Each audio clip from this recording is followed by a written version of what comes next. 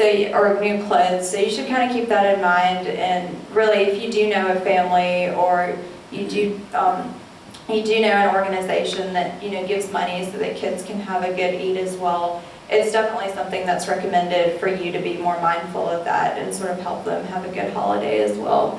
And on that day, we have a charity that we give. It's called Zakat al-Fitr. It is usually $8 to $10 per person, but that's something, we usually give that maybe like right at the start of the day. So again, like I said, this is just a very special time for Muslims all across the world.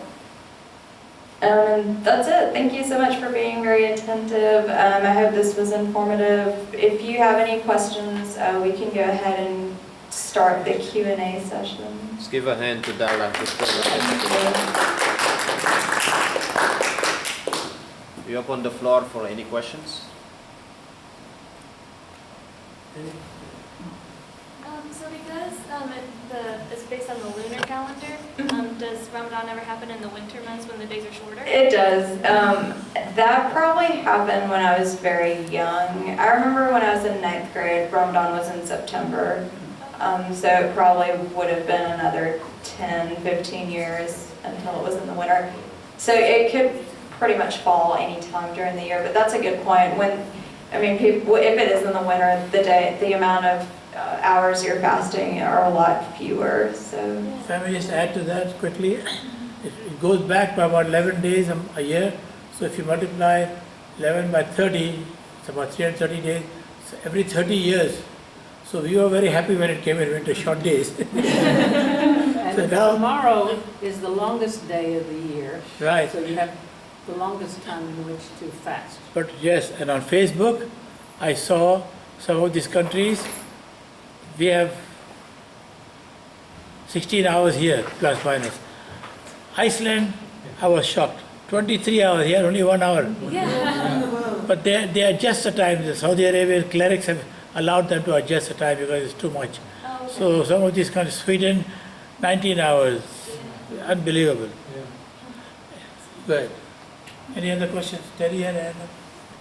Well, I'm going to not probably stay for the whole thing because I came before. okay. And I just want to speak on that.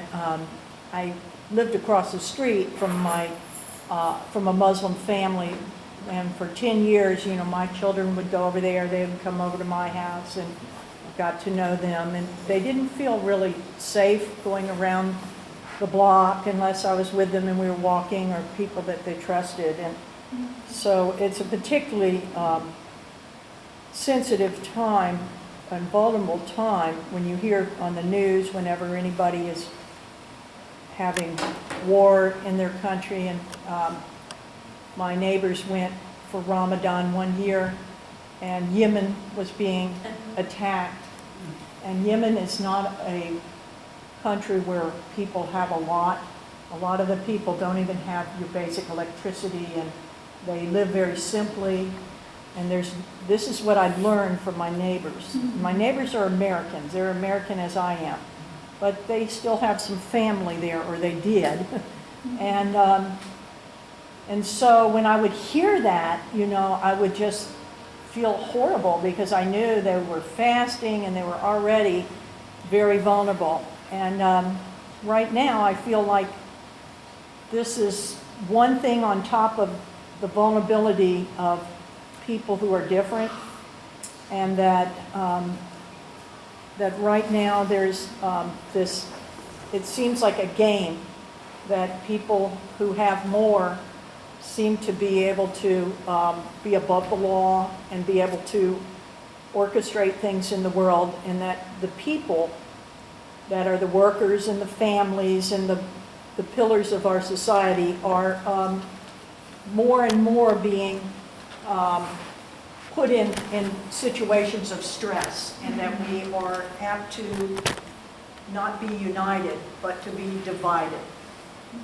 And I've been doing studying on some of the things that have happened in history, and since I can't change everybody else, I can change myself, and I can work on making this a better country. And I realize it's not just a country, it's an empire, and that there's a lot going on that we the people have a responsibility, I think, to look at and to try to get back to where there are people, not corporate persons, not groups that are representing us, that are not really representing us right.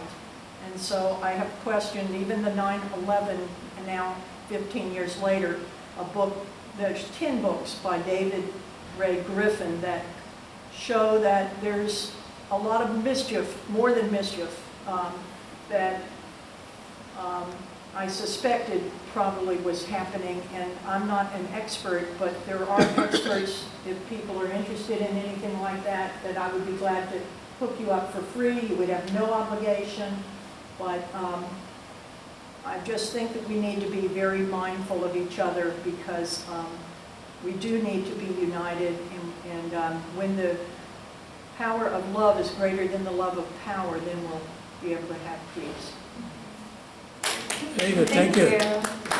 Yeah, I mean, it's definitely our hope that through events like these, we would, help to raise more awareness, especially like you said. I mean, this is an election season, so there have been things that have been coming up. And so, we're just trying our best to, just reach out to the community and do what we can to meet others and sort of interact and hopefully, highlight some good things about, who we are. And try to be more visible in the community. So that's, definitely something we're working on. But thank you for sharing. By the way, you got those evaluation forms on the back of them. If you need to come to the mosque for a free dinner, telephone numbers are there, so if you like to call them and come anytime. If we don't have any more questions, I guess we could start the documentary. Thank you.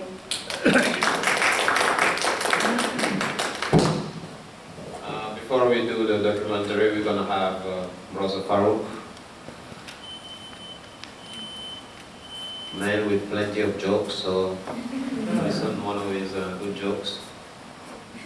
Before I do that, I'd just like to remind the Muslims in the crowd, there are very few, but we are going to have a letter writing project to the Muslim prisoners who have been put in jail by our government, sometimes for no reason at all. They're set up. So this Friday we are going to try to do it in the Hoover Mosque between Maghrib and Isha, or 8:45 to 9:30, 45 minutes or so, plus minus. So we are going to make an announcement, so if you are there, please help us out.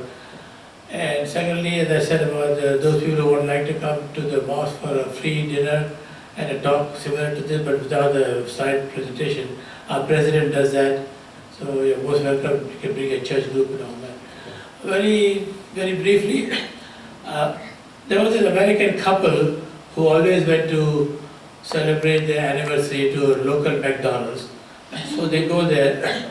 So now this is the 50th anniversary, so both husband and wife go there. And the husband buys one hamburger, one set of fries, and one drink, and he goes to the table and he cuts the hamburger, gives half to his wife, and he eats half. He takes one by one the fries, and he puts one fry in her plate, one fry in his, and the drink he shares it. So there was a young man sitting nearby, and he says, well, I don't know what's going on. So he said, excuse me, sir, I hope you don't mind, I don't mean to be intruding, but if you have any financial issues, may I buy you another set? They said, no, we've been doing this for the last 50 years and we are okay. So he says, okay, he just went and sit down. And so the man starts eating the hamburger, and he's eating the fries, and he's drinking the soda, and the woman is just sitting watching him. So again, he could not resist. He said, well, what's going on here? So he goes to the woman and he says, ma'am, everything is okay, why aren't you eating? She says, well, he has the dentures.